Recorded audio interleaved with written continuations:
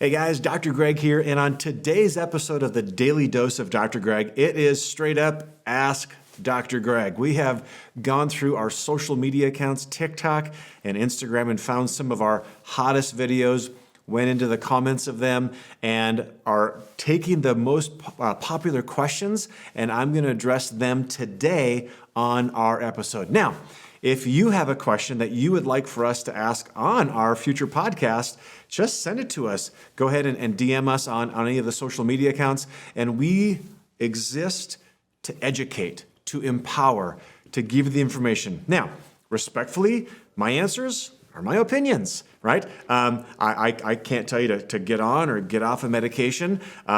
This is education, not medical advice, even though I am a doctor. With that being said, though, it's always important to understand where our information is coming from. It's also important to understand the philosophy and why people talk about what they do. So, again, if you have interest about our certain questions, just send them our way. We would love to come alongside and give you information. All right. With that being said, let's jump in. First question: can altering your diet improve a fatty liver? Well, that is a great question. And typically, let's just back up a step. What is a fatty liver? So now, medically, the true way to diagnose a non-alcoholic fatty liver syndrome diagnosis is actually a needle biopsy. And yeah, that means sticking a big old needle into your right side and taking a sample of the liver tissue. However, there are other ways that are way less invasive that can at least say there's liver stress. So, lab-wise, you can look at albumin and globulin and AST and ALT and alkaline phosphatase. Even triglycerides are a picture as to what the liver has going on. So can the diet impact that? And the answer is absolutely. So one of the most deleterious things that you can do dietarily to stress the liver is spike your blood sugar or have insulin spikes. Because what that does is the triglycerides are many times a picture as to how your liver is responding to carbohydrates in your diet. Now, I'm not an anti-carb guy. I'm not the guy that says everyone should be on keto, though some people do really well on keto. But your diet, so number one, you have to manage your blood sugar. You have to have low, consistent blood sugar. Now, when it comes to fat, I am not the guy that's going to say you should have a fat-free diet when there's liver stress. However, unhealthy fats, damaged fats, seed oils, they are hugely bad for the liver, not just the liver, your entire body. So what are those things? That's things like canola oil. By the way, canola is not a healthy fat. Vegetable oil, corn oil, trans fats, deep fried foods, those are things that change the molecular makeup of that fat molecule, and they are unhealthy for our bodies. Now, the flip side of that are healthy fats. Things like avocados and avocado oil, olive oil, grapeseed oil, grass-fed beef, wild-caught fish, pastured chicken and eggs. Those things have a complete opposite impact upon that. So, but biggest thing with the fatty liver is the diet. And here's the other thing, like I'm pretty neutral when it comes to alcohol. However, if you know that you have a fatty liver, I mean, come on, like just set it aside for a while. Give your liver a break because your liver does have to process any type of alcohol that you consume.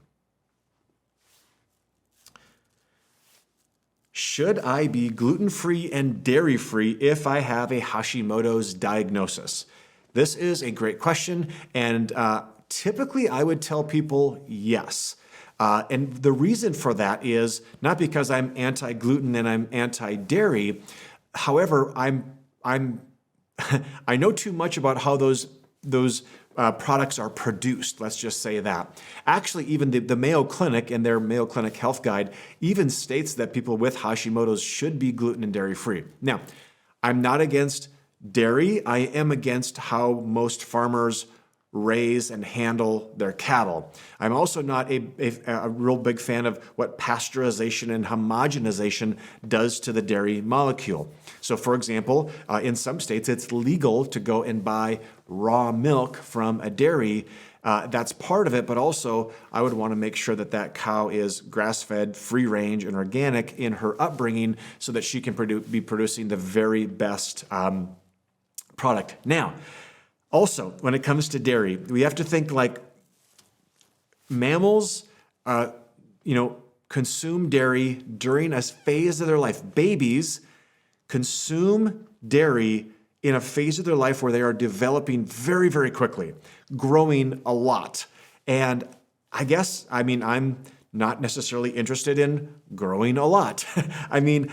It's for infants for a reason, right? So I'm not a huge fan. Now, one of my kids is a young football player. He'd like to put some mass on all day long, man, raw dairy for that kiddo because we want him to put some mass on. I don't want to do that. I don't want to gain weight. I don't want to be in a large growth phase. So that would be kind of my maybe against a dairy conversation. Now, gluten, another conversation. I have no issue with gluten other than what I can tell you is it really can spike your blood sugars, especially if it's not had in conjunction with other proteins and fats. However, I'll just say this, and Uncle Tim and Aunt Pam, I do love you. I just don't agree with your farming practices. So for example, my dad went to Uncle Tim and Aunt Pam's farm this summer, and he helped them combine or harvest their wheat crop.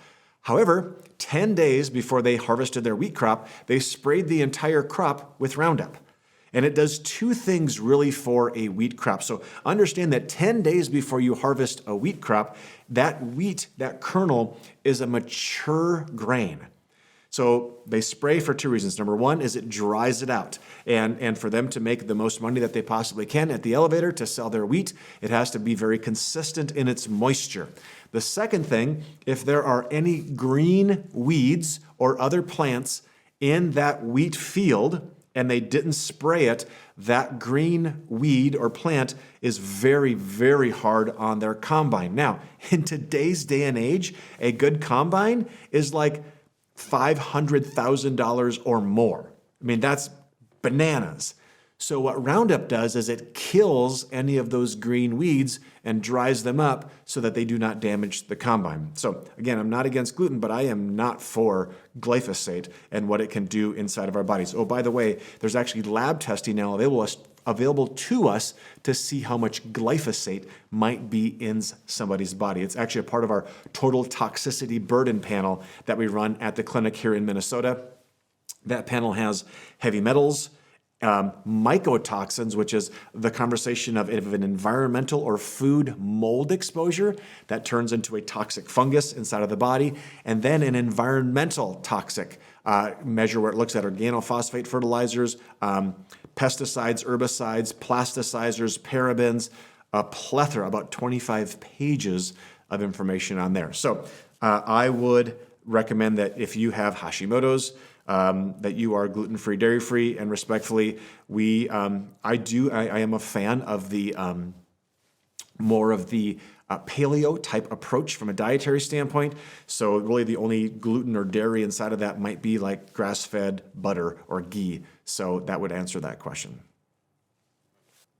What would be the potential root cause of low estrogen, progesterone, and testosterone? So this is a conversation of sex hormones. By the way, if you're listening to this and you're like, oh my gosh, he has my attention because of these hormones, I would ask that you go and search hormonal house calls. That is actually Emily, who's one of my expert clinicians in my practice. She is like the wizard when it comes to hormones. So if you're into hormones, go check her out and follow her on social as well. Typically what I have found for reasons of low hormones is a response to stress.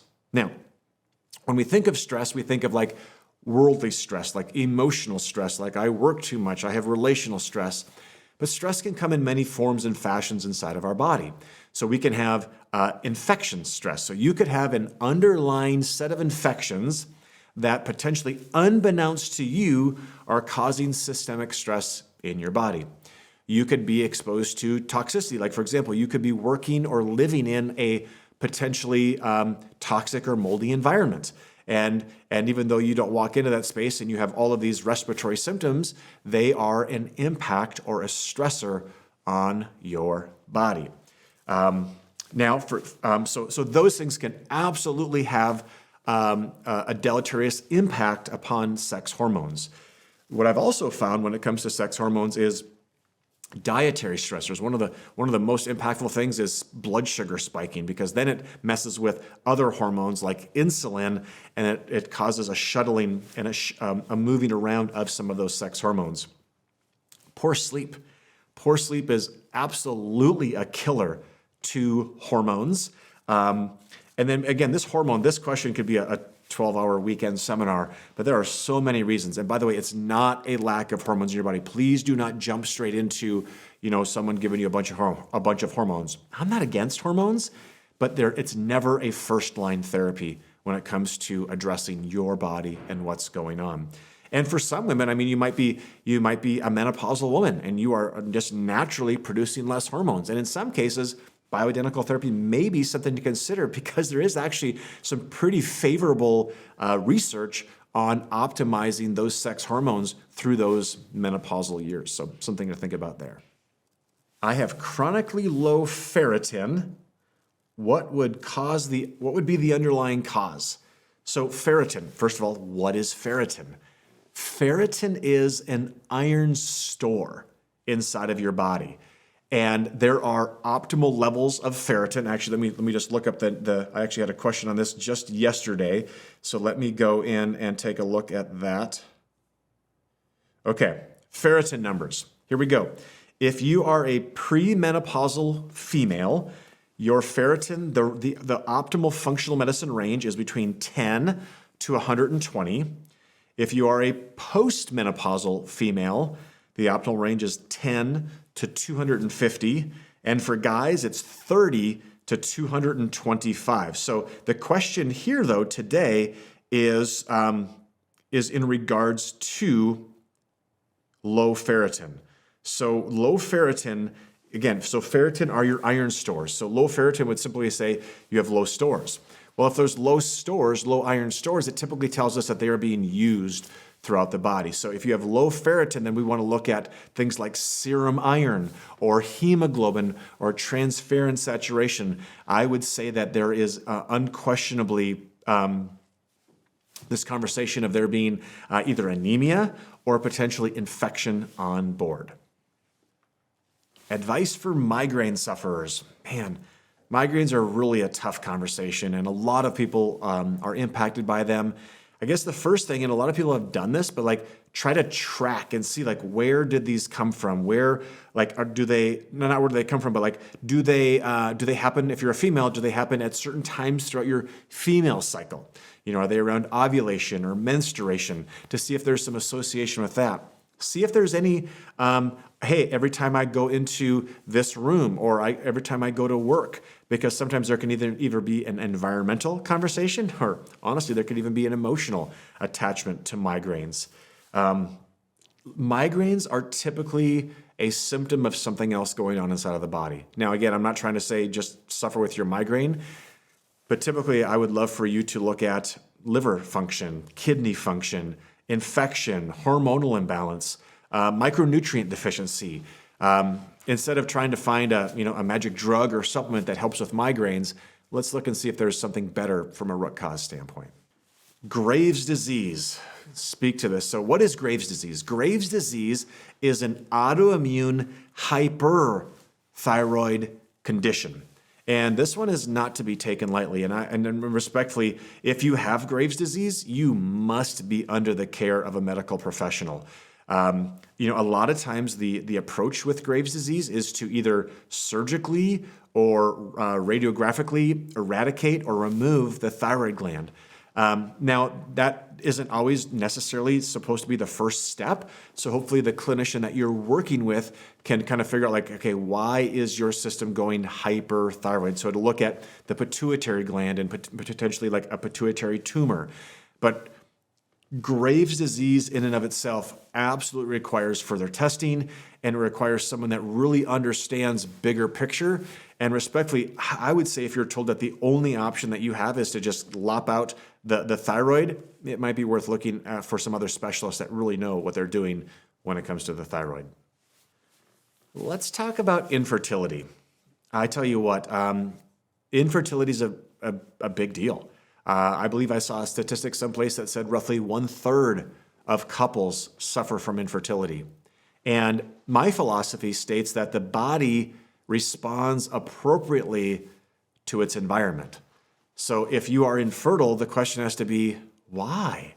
What's going on? What is your body dealing with that it's not able to conceive? And by the way, if you or you know someone that's suffering from this, I am not making light of it for a second. I mean, I'm a dad, and I celebrated a birthday yesterday of our youngest child, and tomorrow I get to go watch 3 of my kids do a weightlifting competition. Fewer things in life bring me as much joy as being a dad and what that brings. So my heart goes out to you. Now, and as a dad, I want nothing more for you than to be a parent. And what I have found is this, and I warn my patients about this. When the body gets healthy, it gets fertile. So instead of saying, why am I not able to conceive a child, or forcing, worse yet, forcing pregnancy upon a woman's body that's unhealthy, and here's why I say that. I have had many, many women in my career that have gone through infertility treatment, literally had fertility forced upon their body, and the woman came out of it, yes, with a baby, but their body was a hot mess. And it did not leave them in a better place.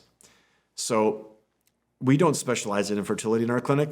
However, we treat a lot of women, and a lot of women have conceived under the care of us, but we don't do hormone jockeying to promote fertility. What we do is we honor the body. What we do is we look at, like, for example, did you know that the liver is responsible for shuttling estrogen and progesterone at ovulation and menstruation? Did you know that if you have chronic infection on board, that's a stress to your body? So your body may actually forego ovulation if there's an onboard stressor. No ovulation, no conception. Straightforward. So we have to look at the body as a whole and say, okay, what's going on in the environment of this body that the body could intelligently be saying, no bueno, we're not doing pregnancy right now, and address those things. Because I would love for pregnancy to be a blessing. I would love for that baby to be the best thing that's ever happened to you. And I believe it can be. Now, I'm not trying to say I'm against what they're doing at fertility clinics. I mean, I'm all for babies, though, man, I actually had a 39-year-old patient a couple years ago that her and her husband spent 6 figures on conceiving their previous child. And when she started working with us, that previous child was 13 years old, and they were done with babies. They were good. She was 39. They were good. And I warned her. I said to her, I'm warning you, when you get healthy, you get fertile. And she's like, yeah, right. That's like not happening in my body. Dr. Greg, we had to spend over $100,000 to have this last child. And it wasn't 6 months into her working with me, she gave me a phone call one day and she's like, Dr. Greg, I'm pregnant. And I was like, I warned you. And she's like, I know, but I just thought it was impossible because of my situation. And I said, remember, your body's designed to conceive and carry babies, girl. And we just got things out of the way. And I tell you what, that little baby has been such a blessing for their family. So if you or someone that you know is suffering from infertility, let's take a bigger look. Let's take a step back and let's get you healthy. This podcast is sponsored by Therasage, affordable at-home saunas and therapy made simple. Therasage is your source for infrared healing and detox on the go. Head to Therasage.com and use code DrGregHealth for 10% off your entire order. Hi, everyone. This is Ben, one of Dr. Greg's producers. We appreciate you tuning into the Daily Dose with Dr. Greg. If you are interested in working with Dr. Greg or VT Clinic, all you have to do is click the link in this episode's show notes. We want to bring people as much value as possible, so if you've personally enjoyed this episode, please share it with your friends and family. Also, we welcome all of your comments and feedback and questions on any of our social media platforms. Feel free to reach out at any time. That said, let's hop back into today's conversation of the Daily Dose with Dr. Greg. We shot a video on about the those that have had their gallbladder removed, and they're like, oh my gosh, what do I do now? Like, what do I do? I wish I'd have seen this video before I had it taken out. And I'm not saying that getting the gallbladder out is a bad thing. For some people, it absolutely needs to come out. However, you now don't have this little bile sac pouch anymore. So one of the things that I recommend is just, you got to be mindful of your diet. Damaged fats have got to go, because what happens is that ability to give that big old push of bile could really help with some of those damaged fats. So number one, you got to just, damaged fats have got to go, healthy fats have to come in. And then for some people, you have to use high quality bile salts. And I try not to pitch products on these things, but we carry a product called Advanced Tudka, and I tell you what, it literally has changed people's abilities to function and digest. And also, by the way, I'll also say this, and I've said this many times, if the gallbladder has been removed, in my opinion, that is literally the liver, like sacrificing the gallbladder when the liver is stressed. So if you've had your gallbladder removed, I need to encourage you to do further work to see, like, how is your liver doing? Because if your liver sacrificed your gallbladder, but the stressor is still there, look, what's next? Like liver, there is liver transplants, but that's a huge undertaking, and that's the last place that you want to go. So you really, really need to double down on liver function. Fibromyalgia and chronic fatigue. Man, so many people get diagnosed with fibromyalgia or chronic fatigue, and yes, I know that to diagnose fibromyalgia, you have to be sore in these certain spots and not sore in these other ones. In my opinion, though, it's very much a garbage basket term. It's, hey, you hurt a bunch. We really don't have an understanding of what's causing it, so we're going to slap a label on it. And I love when those people find us. I love when they're like, you know what? I don't like that diagnosis. It doesn't, yes, it's a diagnosis. However, what am I supposed to do about it? And they realize that there's something more. And if you're listening to this and you have fibro or chronic fatigue, there's almost always something more. And that's where we, in the world of functional medicine, because of even how we look at blood labs, right? Western medicine's range is this big, and our range is this big. Is there a disease or a need for drugs versus optimal functioning? So typically what I see with fibro is I see poor drainage, gut, liver, kidneys, lymphatic system, your brain's lymphatic system called the glymphatic system, your sweat glands and your respiratory system are not draining well. Number two is your energetic systems, your mitochondrial sufficiency there's not enough gas in the tank to get the work done. So if you have fibro or CFS, you got to dig more. You have to stop putting Band-Aids on bullet wounds. You have to get to the bottom of what's going on from that standpoint. ADHD plus low sex hormones. What do we do?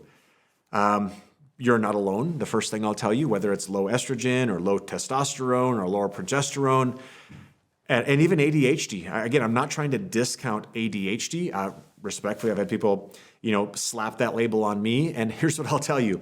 There are certain things that I guarantee you that do not get my attention. And I am fidgety and I will move through them. And there are other things that I can dial into for hours and hours and hours on end. So I believe wherever there's a lack of attention, in other areas there will be a surplus of attention to other aspects. So that's kind of my take on that. I understand that the medication world is used highly inside of that. Respectfully, I'm not a fan of that. Let me speak to that for a second. So I was at a football game this fall at our local high school here in Minnesota, and the Marines were there doing some work. And they like sponsored the game. And I was on the sidelines, and I had one of the Marine guys, and I was like, cool, like, what's your role? And he's like, well, I'm a recruiter. Tell me how that's going. And he's like, not good. Interesting. Well, why is that? And he said, what we have found is during the most recent pandemic, there's been a huge increase in the use of things like Adderall or Strattera or Vyvanse. And he said, did you know that if someone wants to be in the military, that they have to be off those medications for 2 years before we can even consider them for military duty? And I literally sat there with my mouth like wide open. You see, the military realizes that if someone's on those things, they're not fit for duty. So, I mean, I don't know. I have ethical, moral issues around people using, methamphetamine derivatives to alter the brains of babies. I'm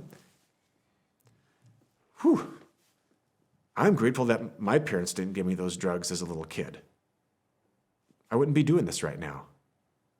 I believe that there's a lot of people that are gifted, geniuses, that it's taken from them.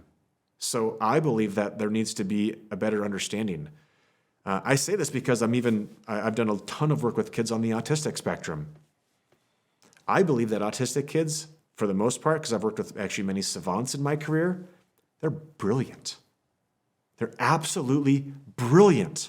But because they don't process the way that we process, we say they're different. So the reality is I was a gifted kid, and I was not a great student in elementary school because I grasped the concept probably before the teacher even taught it. But because the teacher has to teach to everybody, she taught it 14 times, and that's where I was poking kids in the back and being disruptive because I was bored. Just things to think about with that.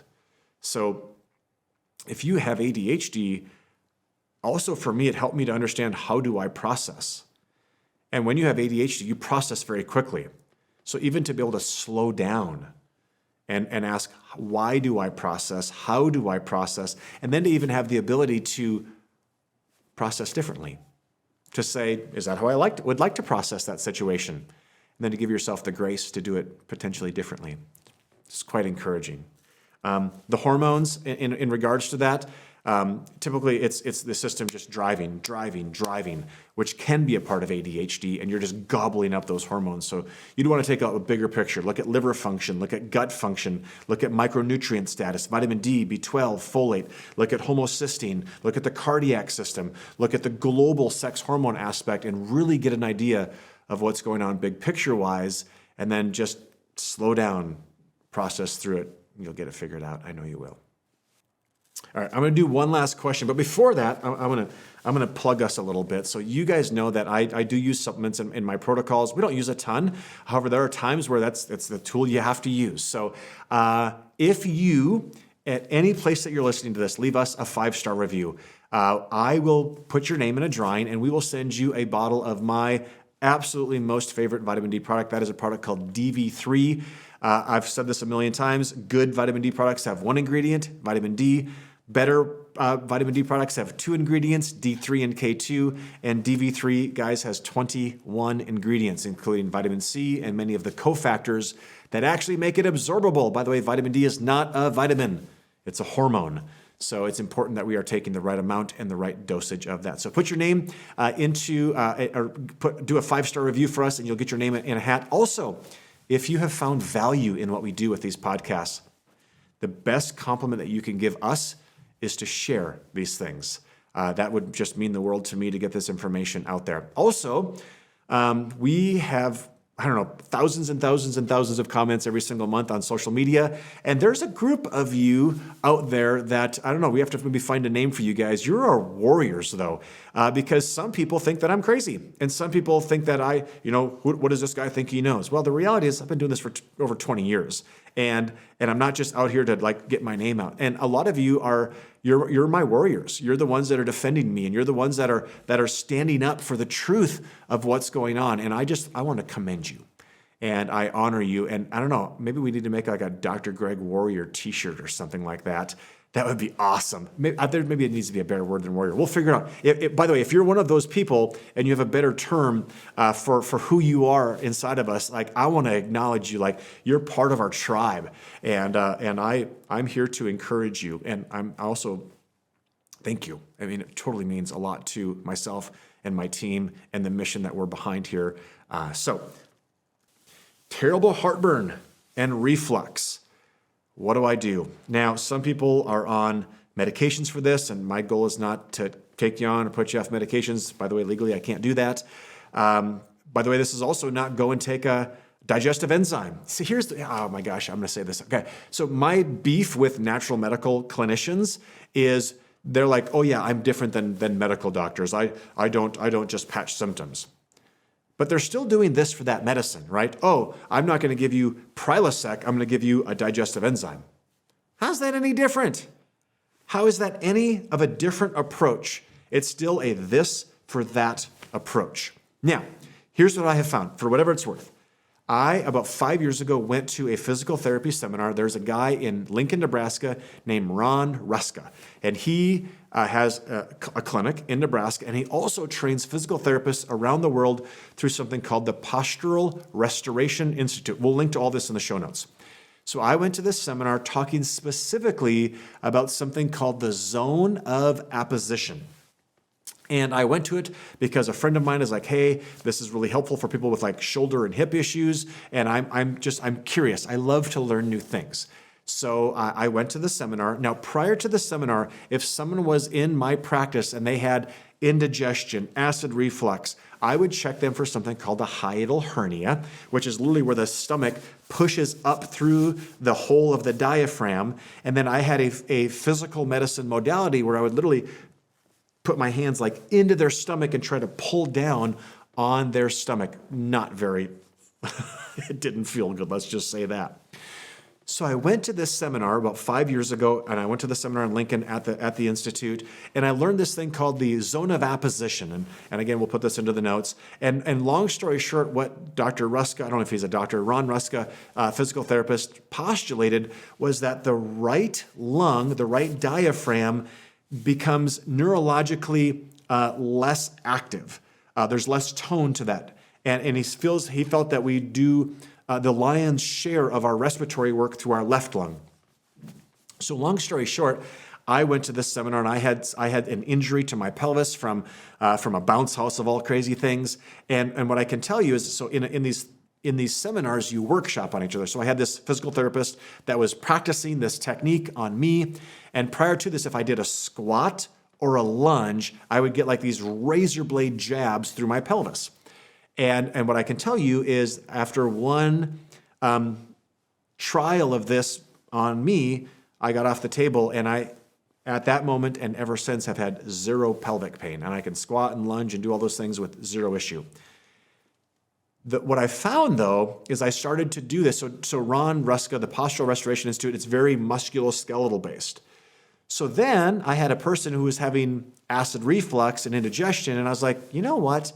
Because the diaphragm sits, below your rib cage and the stomach sits right there, what if I see if this zone of apposition work can impact acid reflux, indigestion, hiatal hernia? And I tell you what, slam dunk, like legit slam dunk. So I did this modality on a patient of mine who was having this like crazy acid reflux.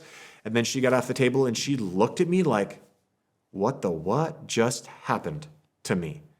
And I was like, how are you doing? She's like, my reflux is gone. And I was like, that is amazing. So it is an absolute amazing tool in our toolbox. So there's a couple ways that you guys can go about this. You can find actually a local physical therapist that is trained in doing zone of apposition work. And then also we as a team are encouraged to just create a video, because I think you can do it yourself for the most part, or you can get close. And so we're going to just try to educate you. We're going to give credit where credit is due to Ron Ruska and his work. I'm super grateful for it. But if you or someone you know is experiencing heartburn, acid reflux, it is absolutely worth a try. All right, you guys, there you have it. There is our episode today. I love the questions. Keep the questions coming. We are truly honored to serve you and your loved ones. And stay tuned for our next episode.